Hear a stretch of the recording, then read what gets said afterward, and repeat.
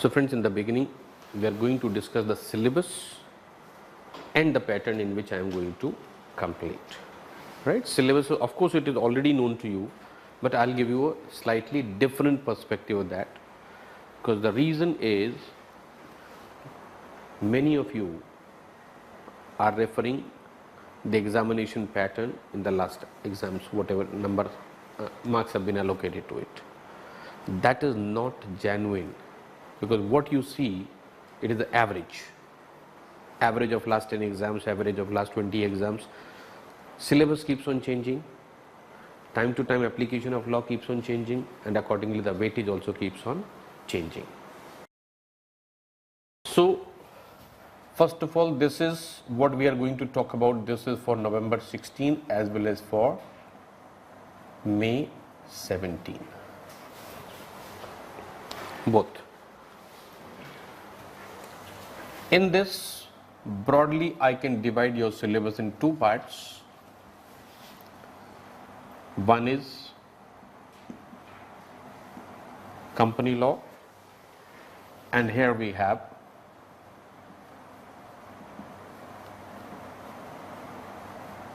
allied laws. Whatever I do on the board, please keep it noted, because the things will not come back again, right? In company law, you have two portions: Companies Act 1956 and Companies Act 2013. Now this is only for November 16.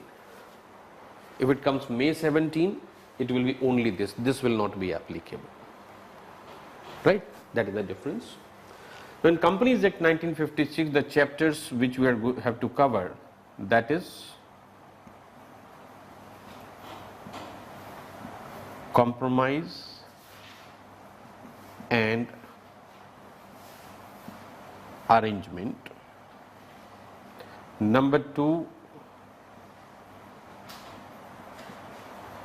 operation and mismanagement. Number 3,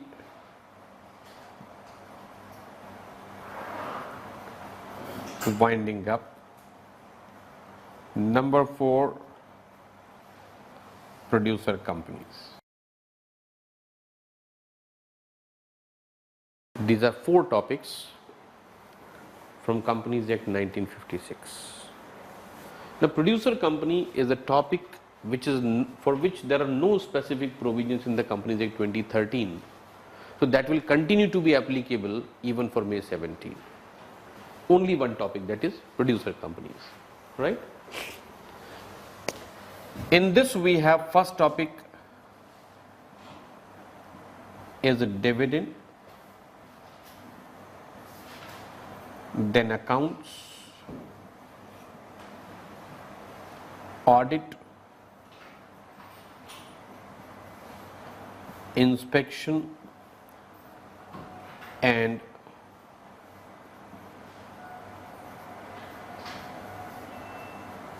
investigation, then directors. Directors is a huge chapter that itself can be divided into multiple parts. Like appointment of directors is one part, directors remuneration is another part, transactions with the directors and relatives, that is another part, right? So many parts are there, but for me I have taken it only one big area, that is called as directors. Now what I understand, this portion can give you around 50 to 20 marks in the exam, and this portion around 50 marks.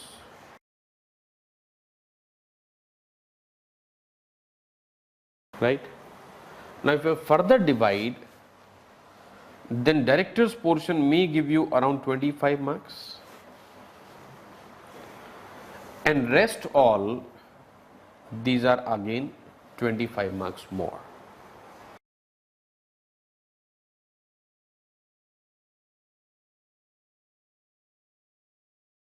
So out of these topics,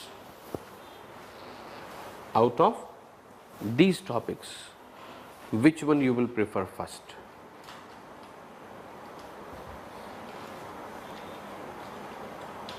What will be your first preference?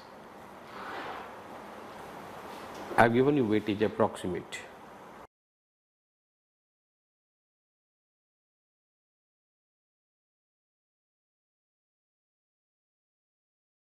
Which topic you will take up first? I am talking about this.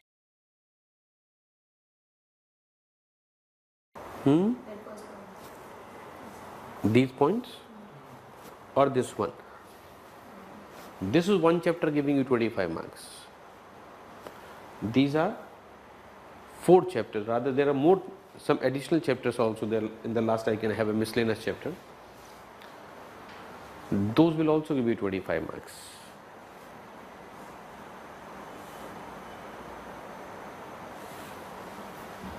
This chapter of directors is much broader than all those 5 chapters taken together. Not only broader, not only big in size, even the contents are also very, very specific type. So unless you are very, very clear about each and every topic, scoring in the topic of directors will become difficult. But other topics are not so complicated. Simple reason like audit. You are already studying full paper on audit and auditors. If you prepare this topic well, it is covered in 2 chapters or rather 2 papers, right? So if I have to give you a priority order will be first go by this. These are very small chapters. If I give you the number of pages, you will be surprised. Compromise and arrangement, hardly 5 pages. Operation mismanagement, another 5 pages. Winding up, maybe 10 pages. Producer companies, again 10 more pages. Right? So this is what you have to do in the class. Right? Once you do these 30 pages, you are in a position to answer any question out of this.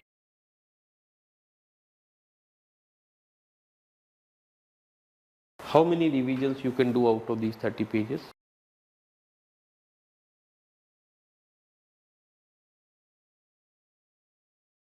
How long it takes to read 30 pages? Tell me, I'll give you the solution. These are the 30 pages which you will write, right? And these are handwritten pages. This will not take you more than 30 minutes to revise. When you read it 3rd, 4th, 5th time, the time will further reduce. This portion you can finish off in 10 minutes after 10 readings. After 10 readings, this will be only worth 10 minutes. Dividend. How long is the chapter? 3 pages only. Only 3 pages. Accounts, maybe around 7 pages. Audit, slightly longer, 10 pages. Inspection, 5 pages. Directors, this may be around 50 pages. Then 10 pages more. How many pages we have now?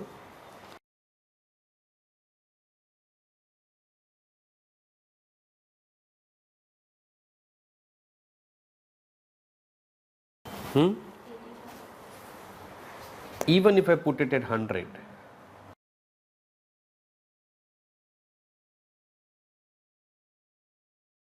So 130 pages,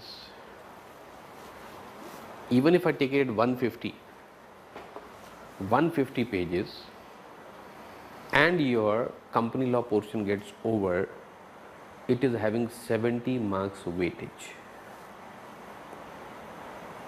How long it will take you to revise this portion?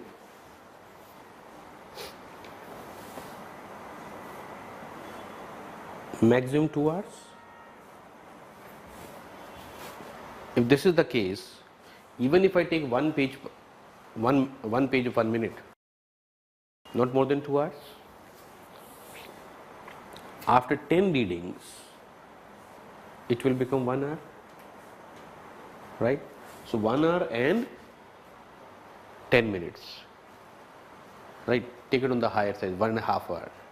Company law portion is over. Now coming to allied laws, here we have again 2 parts.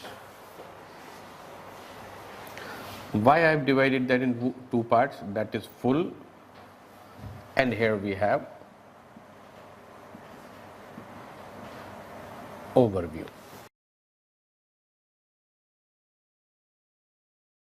In full, number 1 is FEMA, SEBI, SCRA and competition.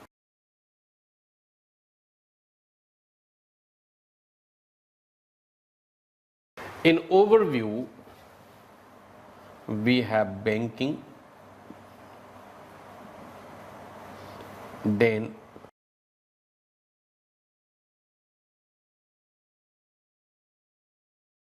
money laundering, then securitization, then insurance and IRDA.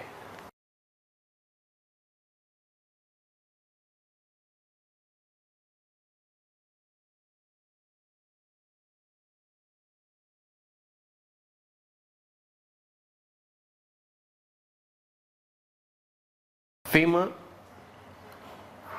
6 to 8 marks, SEBI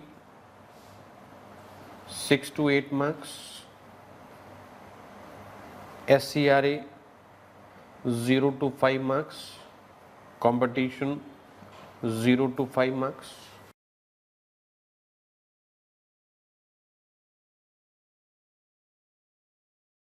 And this portion is around 10 marks.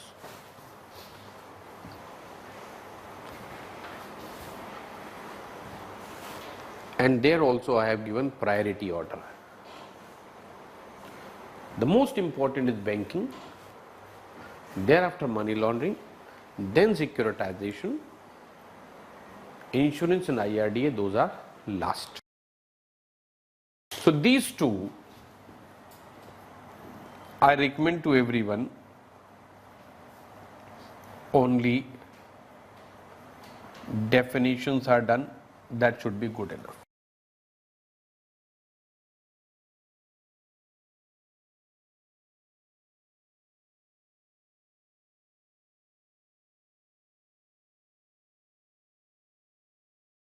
Your paper is for minimum 116 marks, maybe more,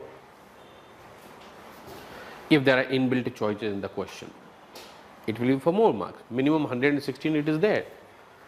Whatever we are going to cover in the class, if it takes care of at least 90 marks, how it will be?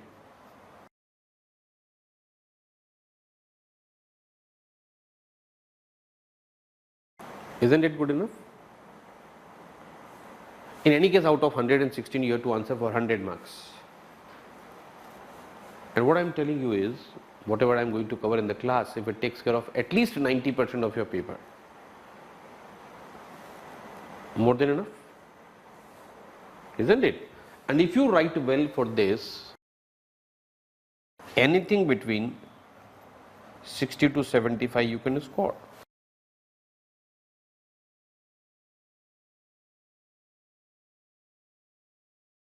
Do you need more? Or 75 is good enough?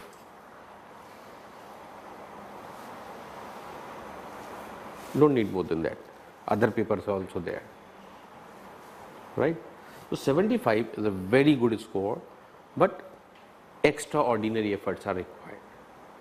Up to 60, with a reasonable efforts, maintaining the balance between all the papers, that is very well possible.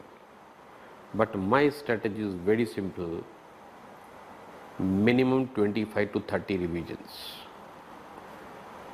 minimum. And how that is possible, I have already given you an idea.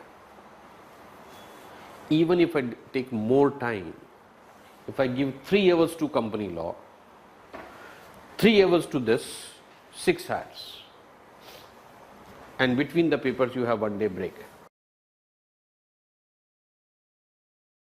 6 hours, 1 full revision. How many actual revisions you can do before going for the paper?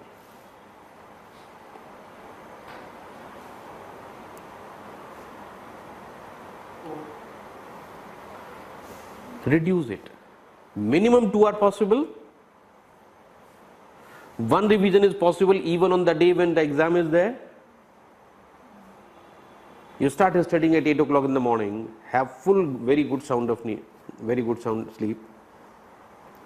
Get up at 8 o'clock, start studying at 8 o'clock, by 12 this is finished, because you have already done n number of times before. Go then the exam with the full confidence. Carry your answer sheet at the exam center, rather this notebook. Reach there half an hour before, and that half an hour, the last view of that will play the magic. The last view of this notebook will really play the magic. The moment you see the paper, a smile comes. Yes, this is what I said 10 minutes before.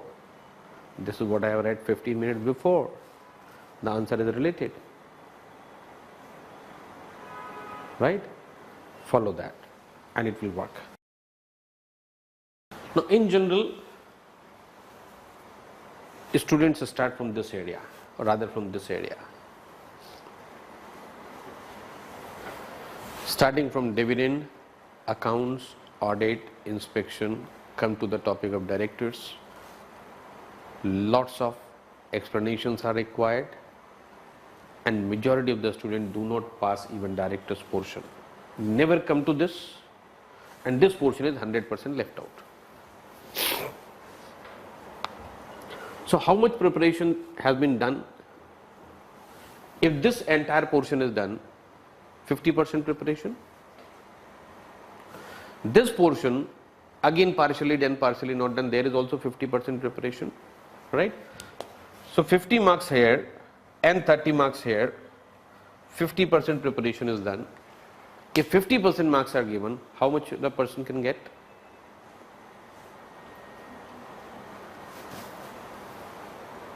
Maximum what he can get is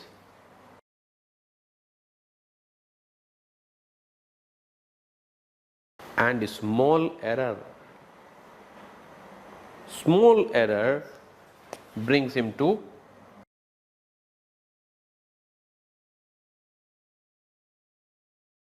39, highly undesirable number.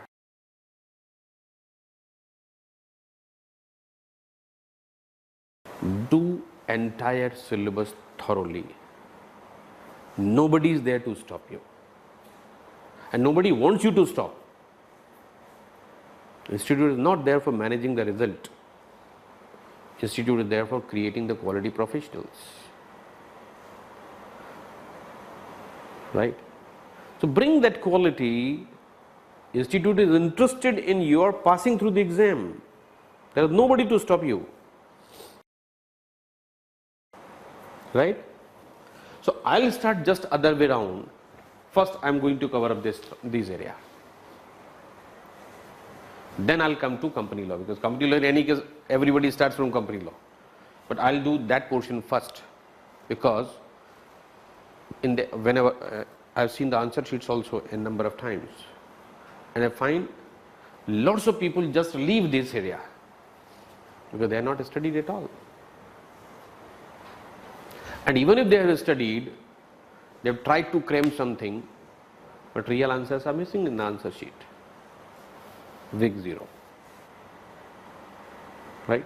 So I want you to be strong in the area which is generally left by the people.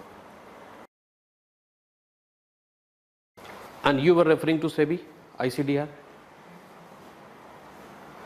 ICDR is such an interesting thing. If you understand, 100% marks are yours. 100%. And who told you read in each and every line in ICDR? That is defined area which you should be studying. And if you know that area, this becomes one of the simplest things. We will spend hardly 4 hours on ICDR regulations, and whatever is relevant for your exam, we will cover up everything with practical questions. Okay? So the first topic which I am going to take up is FEMA.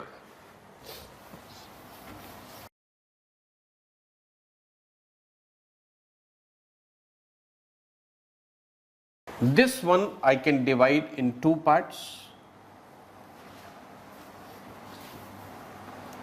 First is definitions, and this is other provisions.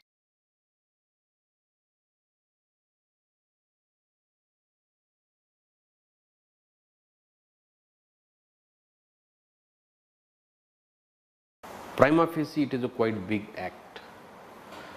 But for us, what is relevant here, it is from section 3 to section 19. We are not studying anything beyond section 19. In the definitions, multiple definitions are there. The most important one are capital account transactions, current account transactions, then foreign currency, then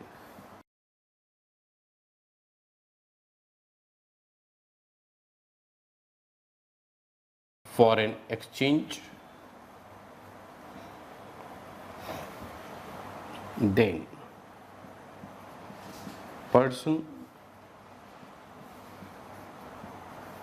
person resident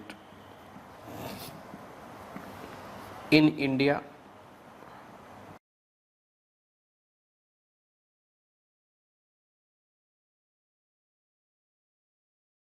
and in addition to these,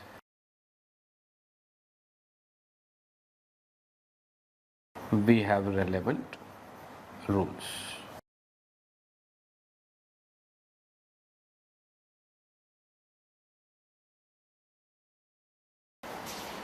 So this will be the coverage of FEMA.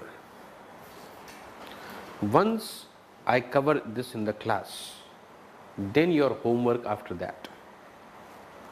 Today itself you will cover entire practice manual of this. Today itself. And tomorrow when we meet in the class, if you have any doubt, first I'll clarify those before I proceed further. Is that okay? Then what will you do tomorrow? Tomorrow, whatever next chapter I take up, then you will do the practice manual 2 chapters. Whatever is done today as well as what is going to be done tomorrow. Every day keep on increasing one chapter. Right? You will not do only that much what is done on that day, but starting from chapter page number 1, do everything. Okay. Material already with you.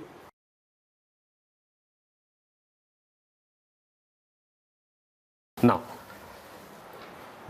starting with section number 1, or rather even before the section, the object of the act. What is the first line? First line of the act is always object of the act. What is the purpose of this act? Why this act has been made? Why this has been framed? What do we want to achieve out of this act? Right? So if we understand the purpose, understanding of the law becomes simpler. This says this is an act to consolidate and amend the law relating to foreign exchange. First is consolidation and amending. Prior to this act, there was FEMA, or rather FERA, Foreign Exchange Regulation Act, right? By this act, old law has been replaced. Foreign exchange continues to be governed by government. Previously, it was governed by FERA, now it is by FEMA. Right. So when the act is replaced, certainly there are certain amendments and there is consolidation of law. The first two words are related to that, consolidation and amending. This is then with the object of. So this says what is the purpose of bringing this new law. Object is facilitating external trade and payments and for promoting orderly development and maintenance of foreign exchange market in India. So there are two things in that. Facilitating external trade and payments. It is not saying regulating. If it says regulating, means whatever is given in the law, you have to do only that. If it is not permitted, you cannot do that. It is not saying regulate. It is saying facilitating. So whatever transactions are required, whatever mode of transaction is, unless it is clearly prohibited for some purpose, the government is going to facilitate the transactions, that it should take place. No objective of prohibiting anything. There are certain prohibitions. There also I'll tell you the reason why it is. Like in capital account transactions, investment in agriculture activities in India is prohibited. Now agriculture, our economy is agriculture based. And if the foreign people or the people resident outside India are allowed to make investment in the agriculture, tomorrow they will be controlling the entire economy. Right. They cannot acquire land in India. Why? Again the same, they have got lots of money, and if they start acquiring money or rather land, quite possible within 3 years, 4 years time, entire Bombay belongs to some foreign government. That's why certain investments are prohibited. But there is a very clear purpose. So except the transactions which are clearly prohibited, the objective of the act is to facilitate the transactions. It doesn't say promoting export, reducing import. Can you think anything like the proposal for reducing the imports?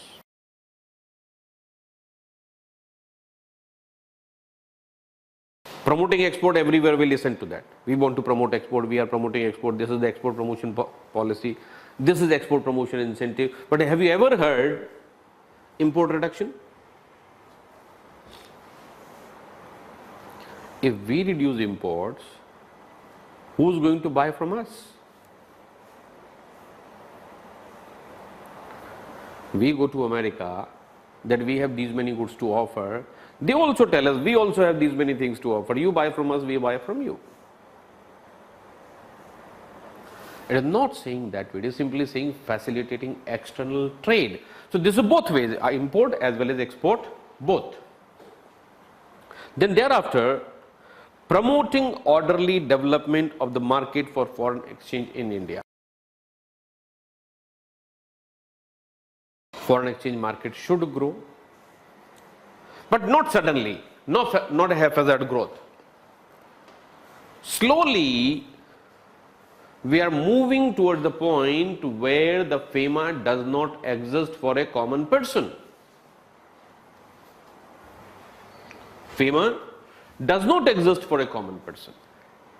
Because the limits are already given so high, a common person is not going to cross that.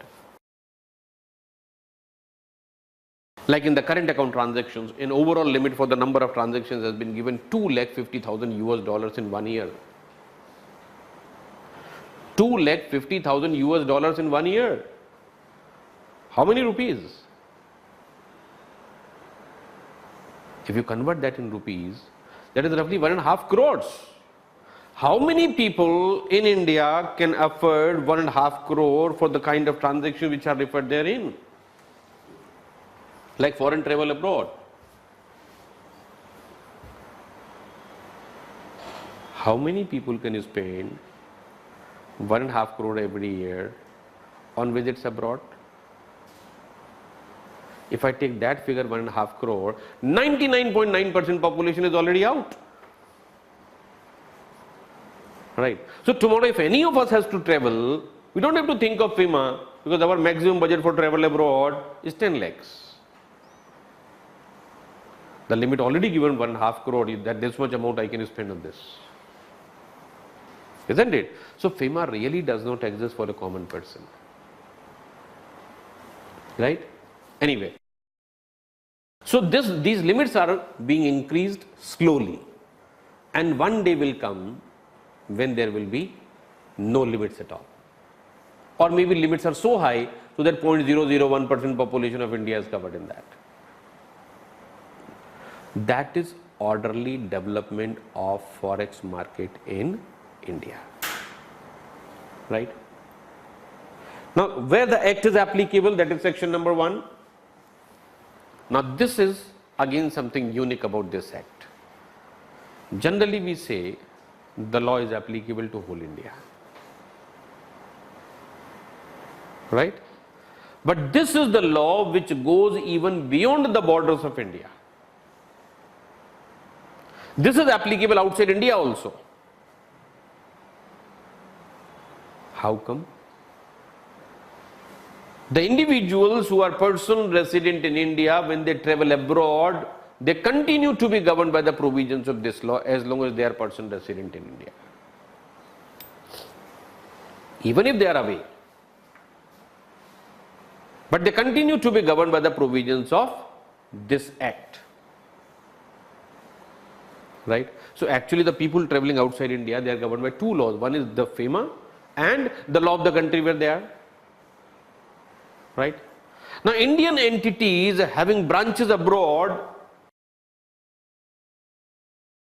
for a limited purpose, those are also referred as person resident in India. Indian entities having branches abroad, for the limited purpose, those are also referred as person resident in India. So again for the limited purpose, FEMA applies to those branches also. So those branches are again governed by 2 laws, law of the country where the branch is and the FEMA.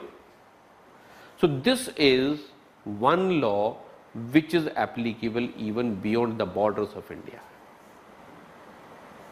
Otherwise, whatever law you study, we simply say this is applicable throughout India. Now read section 1. What it says?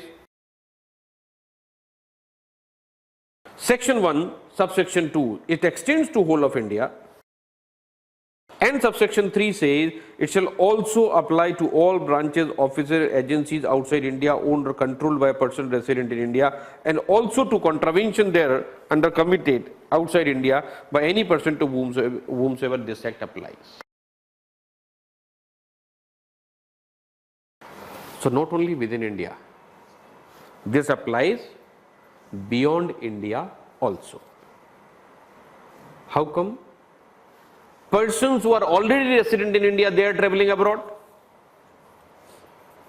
As long as they have the status of being person resident in India, the FEMA will continue to be applicable to them. If they don't have the status of person being resident in India, the moment they cease to be person resident in India, FEMA will also cease to be applicable to them. When we read the definition of person resident in India, I'll elaborate this further. How does it affect? Indian entities having branches abroad, they also continue to be governed by the provisions of this act, but only for limited purpose. Got this? Section 1, where the act is applicable throughout India.